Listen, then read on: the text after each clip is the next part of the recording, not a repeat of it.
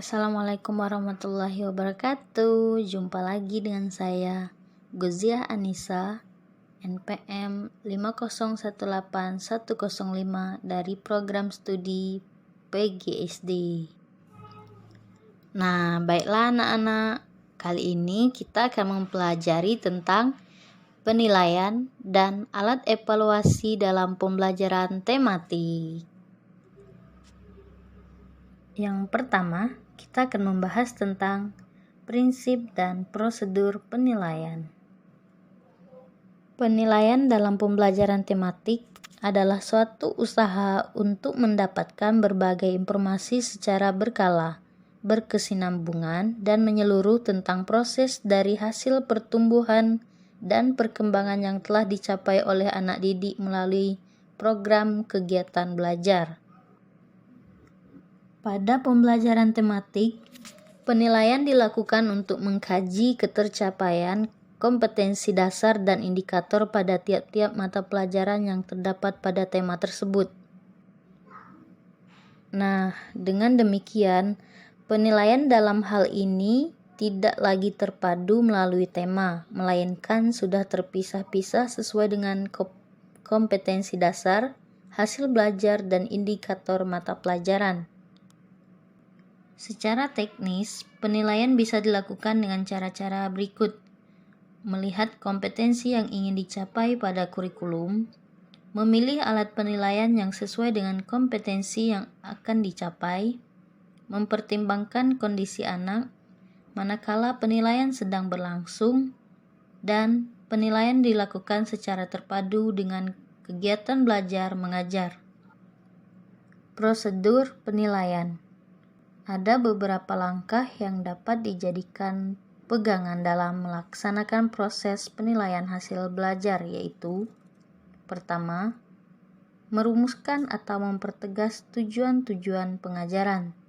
Kedua, mengkaji kembali mata pelajaran atau materi pengajaran berdasarkan kurikulum dan silabus mata pelajaran. Yang ketiga, menyusun alat-alat penilaian baik tes maupun non-tes. Dan yang terakhir, menggunakan hasil-hasil penilaian sesuai dengan tujuan penilaian tersebut. Selanjutnya, kita membahas tentang jenis penilaian. Pada jenis penilaian pembelajaran tematik, terdapat dua jenis penilaian. Yang pertama, tes, dan yang kedua, non-tes atau bukan tes. Beberapa perangkat penilaian tes dan non-tes yang telah banyak digunakan, di antaranya, pada penilaian tes terdapat pilgan atau pilihan ganda, jawaban singkat, jawaban terbuka, esai, dan laporan ataupun makalah. Sedangkan penilaian non-tes, yakni terdapat pengamatan, portofolio, kinerja, wawancara, proyek, dan skala afektif.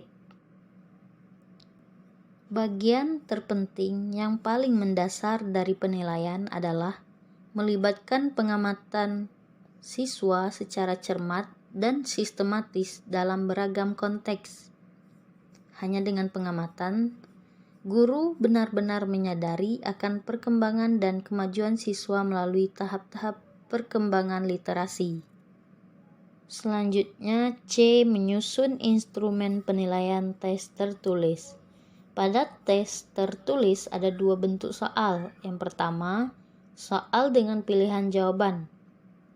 Bisa pilihan ganda, dua pilihan benar salah, iya tidak, dan menjodohkan.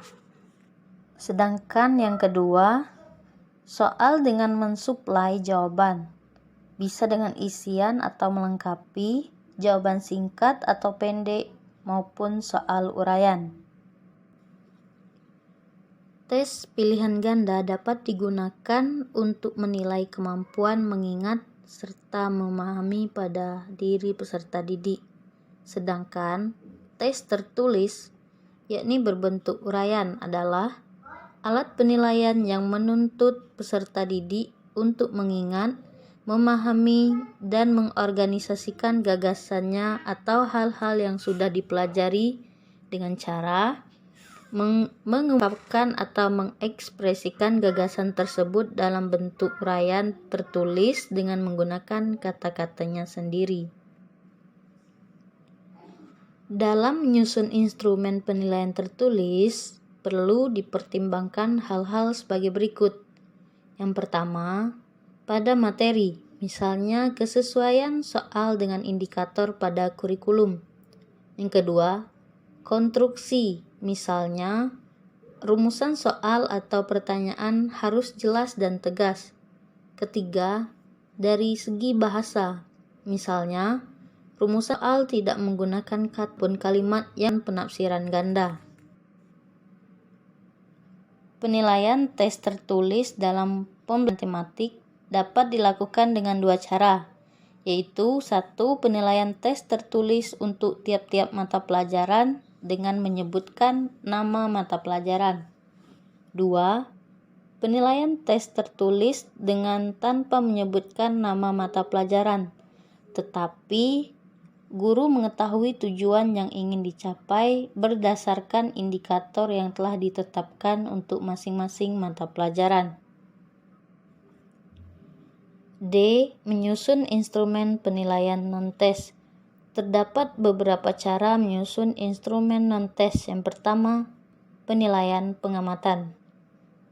Penilaian pengamatan yakni penilaian dengan cara mengamati dan mencatat secara sistematis terhadap tingkah laku peserta didik di dalam kelas maupun di luar kelas. Yang kedua, penilaian portofolio.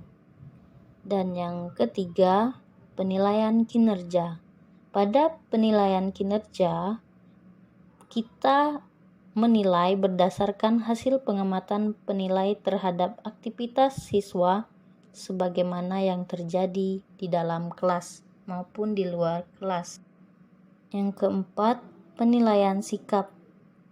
Penilaian sikap sebagai penilaian terhadap perilaku dan keyakinan siswa terhadap suatu objek, fenomena, ataupun masalah. Yang kelima, penilaian produk, yakni penilaian kepada siswa dalam mengontrol proses dan memanfaatkan menggunakan bahan untuk menghasilkan sesuatu.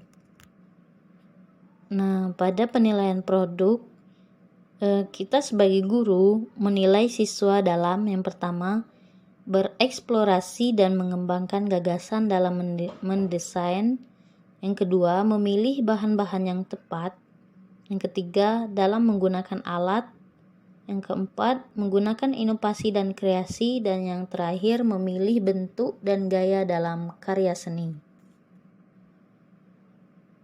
Nah, itulah tadi pembelajaran kita pada hari ini tentang penilaian dan alat evaluasi dalam pembelajaran tematik. Wabillahi taufik wal hidayah. Wassalamualaikum warahmatullahi wabarakatuh.